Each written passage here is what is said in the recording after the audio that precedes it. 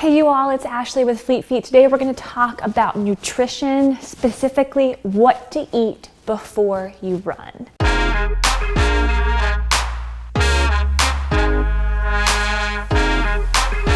Nutrition can be a big, unruly topic with so many things to consider, but today we're going to drill it down to a few basics so you can learn what to eat before you run, when, and why, and specifically what not to eat. So to really answer these questions, we caught up with one of our blog contributors, nutritionist and coach, Suzanne Kitchen from Chapel Hill, North Carolina, to give us some really great advice on what and when and how to eat before you run. I am Susan Kitchen and I own Race Smart, which is a sports nutrition and endurance coaching company. I work with athletes all over the world for marathon, half marathon or shorter, up to all the way to Ironman and ultra racing. So there are a few things to consider. First off, your pre-run meal is sort of like a top off. Susan says it's like when you're going to the gas station and you're really like topping off your tank with gas. What this means is that you shouldn't approach your pre-run meal like you're trying to find a really balanced meal like breakfast, lunch, or dinner.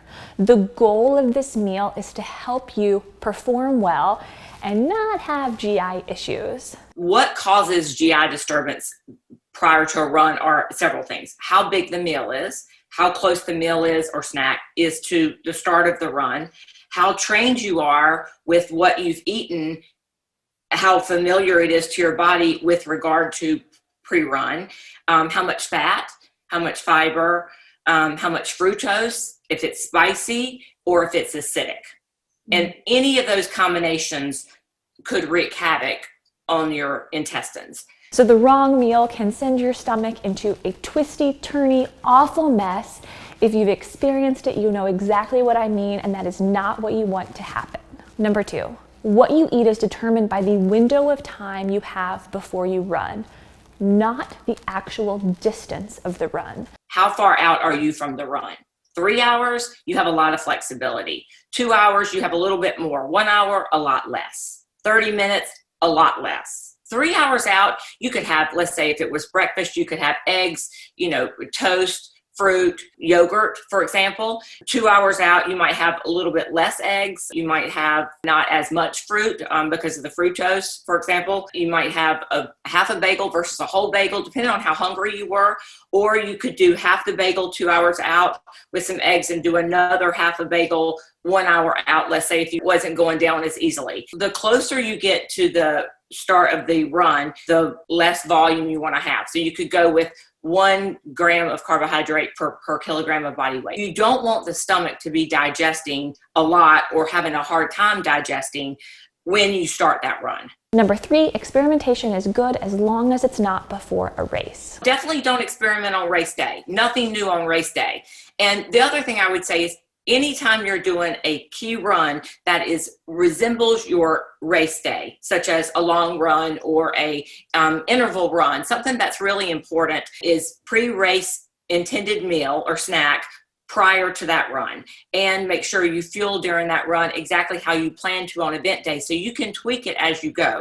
The other important part of that is we also are able to train our body to be able to process what we plan on doing better, more efficiently. But if you've never eaten that before, then that's not going to go well, because just as you've trained your body to be able to run the race at the intensity and the duration that you want to, you need to train the gut in order to be able to process the food pre and during that you plan on.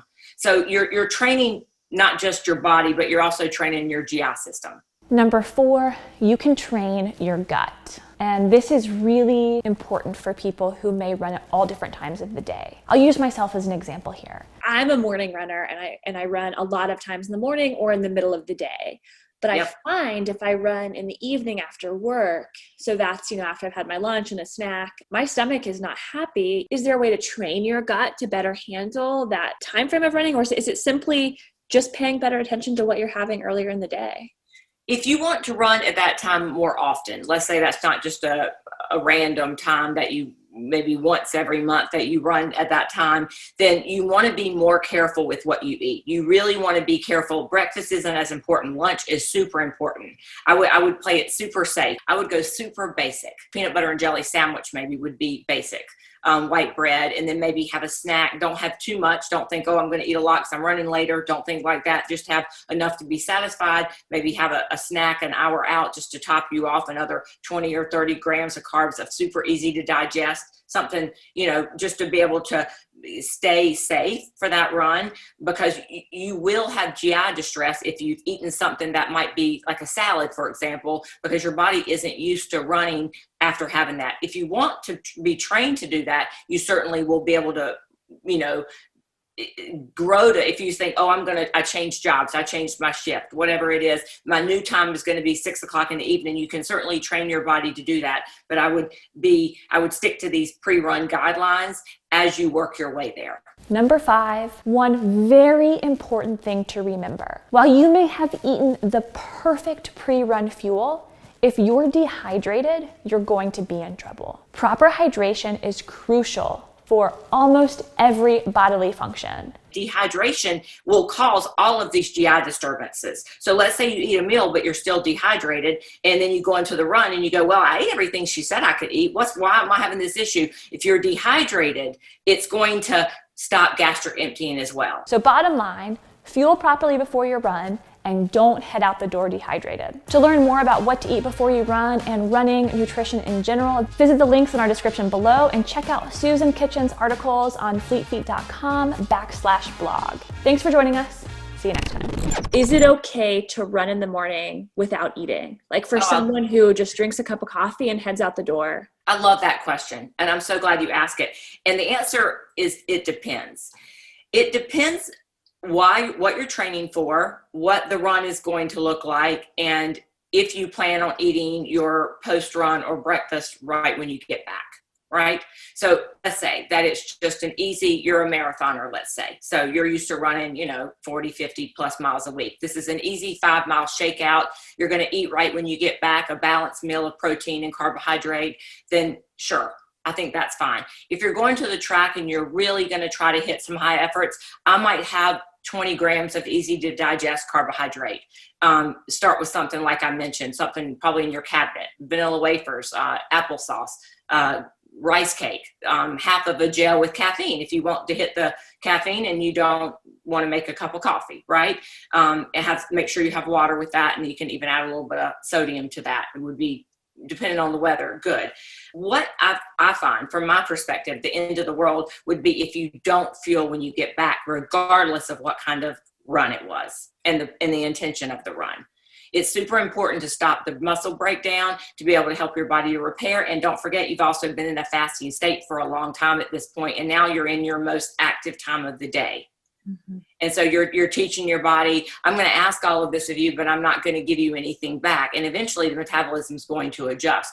And your goal of maybe being fitter and performing better are going to be slipping away.